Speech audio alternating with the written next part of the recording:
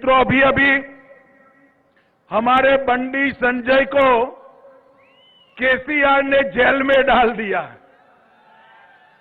उनको लगता है कि भाजपा कार्यकर्ता जेल में जाने से डरते हैं।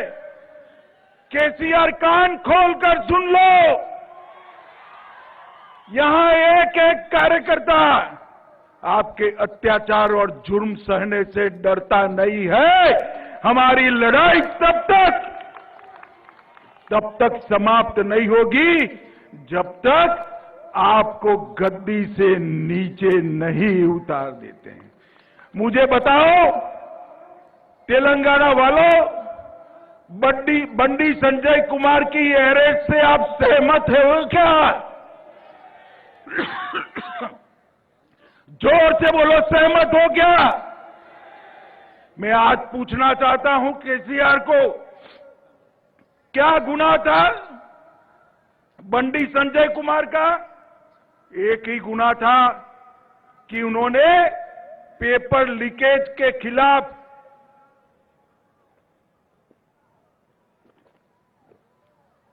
युवाओं के अधिकार के लिए आवाज उठाई। आपने बंडी संजय कुमार को जेल में डाल दिया, 24 घंटे भी नहीं रख पाए। 24 घंटे में कोर्ट ने बेल देकर रिहा कर दिया। हमारे नेता विधानसभा में इटेला राजेंद्र जी बोलने को खड़े हुए, तुरंत उनको आपने गृह के बाहर कर दिया। क्या समझते हो कि आप बोलने नहीं दोगे तो हम तेलंगाना की जनता को हमारी बात नहीं करेंगे? वहां तो विधानसभा में आपने रोक लिया। आज लाखों लाखों लोग भारतीय जनता पार्टी के समर्थन में खड़े हैं। आप कुछ नहीं कर सकते हो। माताओं, भाइयों, बहनों, यहां की पुलिस का कंप्लीट पॉलिटिसाइजेशन हो चुका है। प्रशासन का संपूर्ण राजनीतिकरण हुआ है और वेलफेयर स्कीम भी जो मोदी जी भेजते हैं, नीचे तक नहीं पहुंचने देते हैं, नीचे तक नहीं पहुंचने देते। मैं तेलंगाना के गरीबों को कहना चाहता हूं कि अब वो दिन दूर नहीं है। केसीआर कितना भी कर ले, वो आपको मोदी जी से दूर नहीं कर सकता। आने वाले चुनाव के अंदर प्रचंड बहुमत के साथ भारतीय जनता पार्टी की सरकार बनने वाली है। मित्रों, राज्य में युवाओं के साथ अन्याय हो रहा है। एसएससी का पेपर लीक हो रहा है। तेलंगाना स्टेट सर्विस कमीशन के पेपर भी लीक हो रहे हैं। 55,000 से ज्यादा, अरे लाखों युवाओं का भविष्य एक केसीआर की सरकार ने बर्बाद कर दिया है। केसीआर, चुनाव के मैदान में ये युवा आपका हिसाब किताब करने के लिए तैयार है। राज्य में 2 लाख से ज्यादा पद खाली पड़े हैं। 2 टर्म से भर्ती नहीं करी और अब अंत में जल्दी में भर्ती करने का प्रयास किया है। 80,000 भर्तियों की घोषणा की, उसमें भी पेपर लीक कर युवाओं को बर्बाद करने का काम आपने किया है। मुझे बताओ, तेलंगाना के युवाओं, एक केसीआर को, जिसने तेलंगाना के युवाओं का भविष्य बर्बाद किया, इसको एक क्षण भी सत्ता पर रहने का अधिकार है क्या?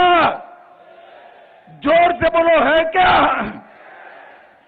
जो ठीक से एक भी परीक्षा नहीं कर सकता है, उसको सत्ता पर रहने का अधिकार नहीं। 9 साल में हजारों लाखों शिक्षकों की नियुक्ति नहीं की।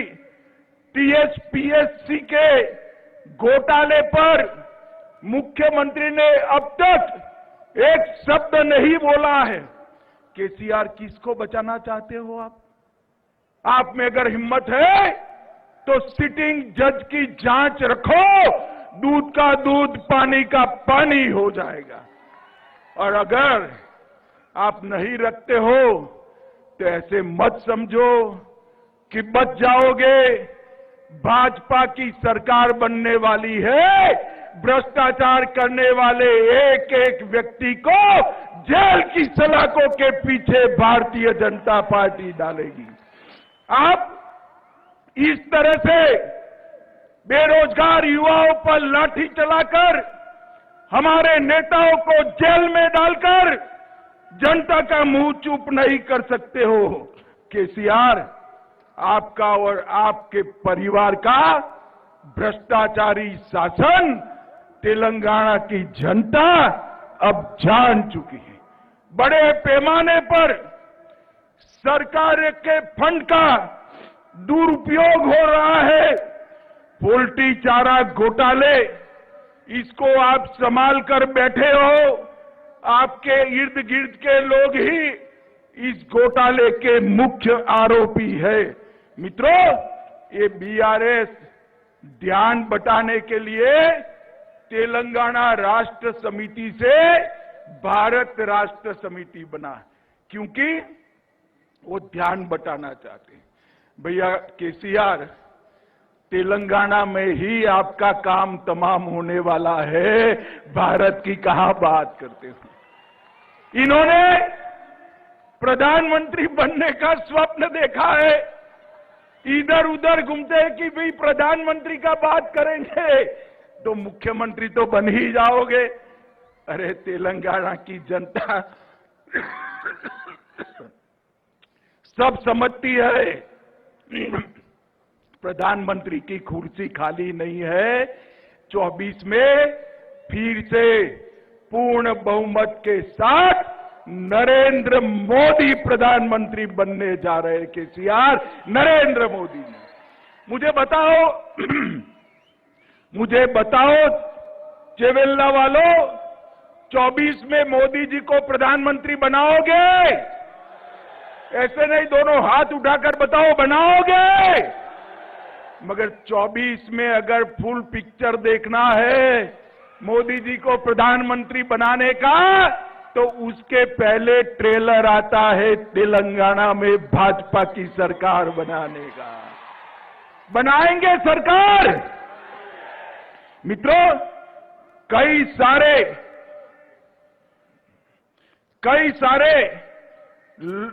प्रोजेक्टों में भ्रष्टाचार की गंगा बहाई है। इन्होंने तेलंगाना को अपने परिवार के लिए एटीएम बनाकर रखा है। मगर अब तेलंगाना की जनता जागरूक हो गई है और मैं तेलंगाना की जनता को कहने चाहता हूं, निर्लज्जता के साथ, कोई शर्म के बगैर ओवैसी के एजेंडे पर एक केसीआर चलते हैं। वो तेलंगाना का स्वतंत्रता दिन भी नहीं मनाते हैं।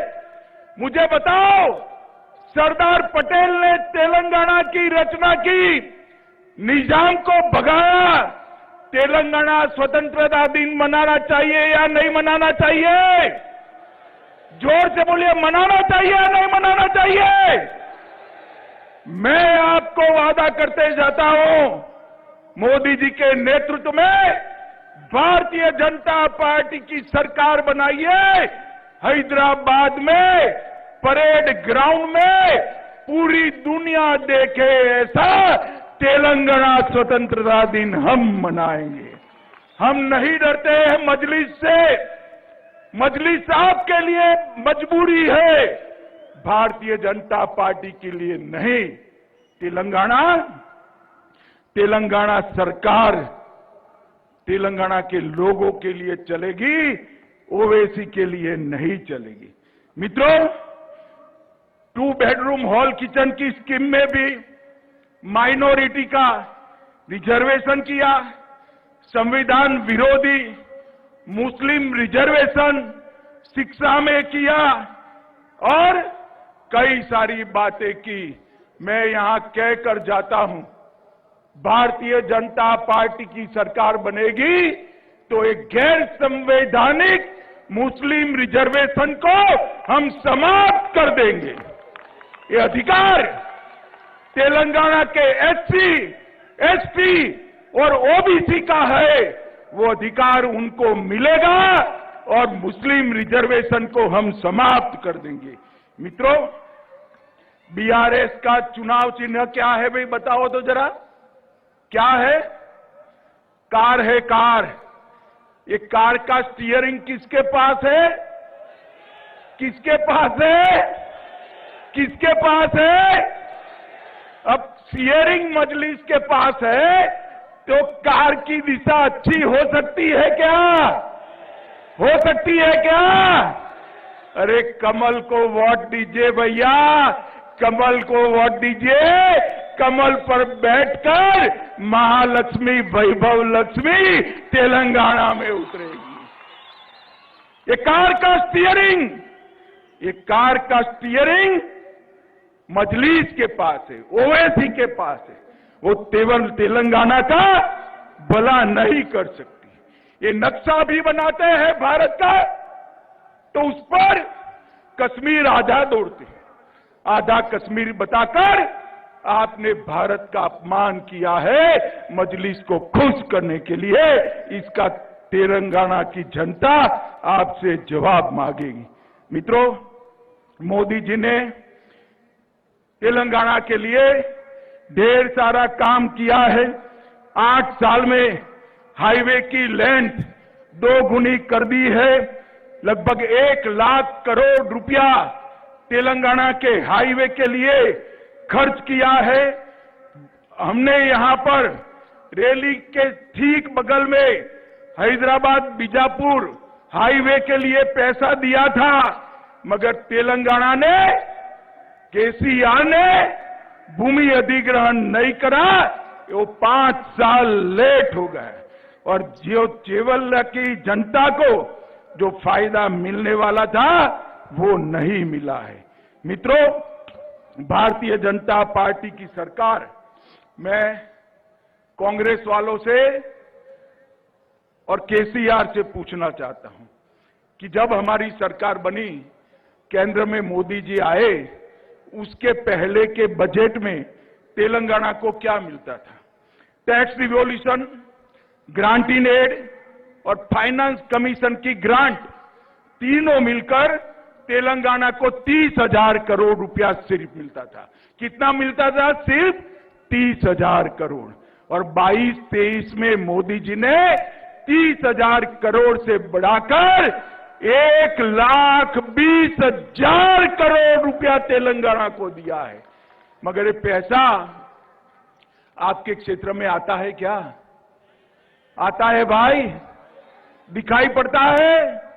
कहां जाता है? कहां जाता है? आप समझ रहे हो, ये भ्रष्टाचार की भेंट चल गया है। एक बार भारतीय जनता पार्टी की सरकार बना दो, मोदी जी 1 रुपया भेजेंगे, तेलंगाना सरकार 25 पैसा ऐड कर 1 रुपया 25 पैसा तेलंगाना की जनता के पास भेजेगी। तेलंगाना की जनता के पास भेजेगी।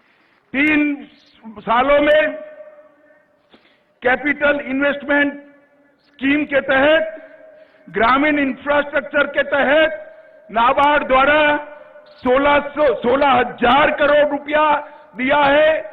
रेलवे के तहत 31,000 करोड़ रुपया नए प्रोजेक्ट के लिए हमने दिया है। रामगुंडम फर्टिलाइजर प्लांट 6200 करोड़ रुपए की लागत से हमने बनाया है।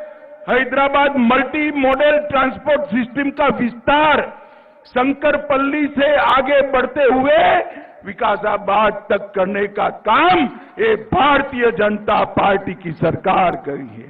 बोलारम, मेडचल और फलकनुमा उमदानगर के बीच एमएमटीएस के दूसरे चरण का शुभारंभ हो चुका है। 13 नई एमएमटीएस सेवाओं का शुभारंभ हुआ है और अभी अभी मोदी जी ने जोर से तालियां बजाना कॉटन के किसानों के लिए तेलंगाना में मेगा टेक्सटाइल पार्क देने का काम हमारे नेता नरेंद्र मोदी जी ने किया है। माताओं, भाइयों, बहनों, मुझे आने में थोड़ी देर हुई, मैं फिर से आऊंगा, इनके वादों का हिसाब मांगूंगा। जितने भी वादे किए इन्होंने पूरे नहीं किए। और सबसे बड़ी बात, एक कोई सरकार तेलंगाना में ऐसी नहीं चल सकती जिसका स्टीयरिंग ओवैसी के पास है, मजलिस के पास है। हम यहां पर एक ऐसी सरकार बनाएंगे जो देश के विकास को, तेलंगाना के विकास को, आपके विकास को समर्पित हो। और मित्रों, मैं एक बार फिर से कहना चाहता हूं केसीआर को कि आप हमारे कार्यकर्ताओं को जेल में डालोगे, पुलिस से लाठियां पिटवाओगे, मगर भारतीय जनता पार्टी का कार्यकर्ता डरने वाला नहीं है। केसीआर, हम तो पैदा ही विरोध पक्ष में हुए हैं, हम आपसे नहीं डरते हैं। ये जुर्म करना बंद करो, जितना समय बचा है उतना समय जनता का भला करो। ये पेपर लीक की जांच हाई कोर्ट के सिटिंग जज से कराइए और युवाओं के अधिकार को सुरक्षित करिए, वरना हम आने के बाद जब जांच कराएंगे, जिन्होंने भी युवाओं के भविष्य के साथ खिलवाड़ किया है, चुन चुन कर उनको जेल की सलाखों के पीछे डालने का काम ये भारतीय जनता पार्टी करेगी। मुझे बताओ चिवेल्ला वालों, भारतीय जनता पार्टी की सरकार बनानी है क्या? जोर से बोलो, बनानी है? पूर्ण बहुमत की भाजपा सरकार बनाओगे? मोदी जी को 24 में फिर से प्रधानमंत्री बनाओगे? कमल के निशान पर दोनों चुनाव में बटन दबाओगे? मोदी जी के नेतृत्व में तेलंगाना को सबसे विकसित राज्य बनाओगे? एक केसीआर और ओवैसी की सरकार को उखाड़कर फेंक दोगे? पक्का फेंक दोगे?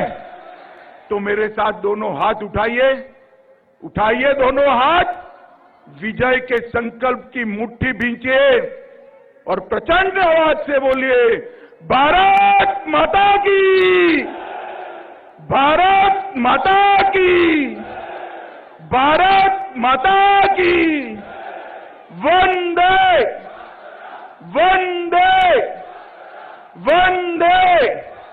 आप सभी का बहुत बहुत धन्यवाद। वंदे मातरम।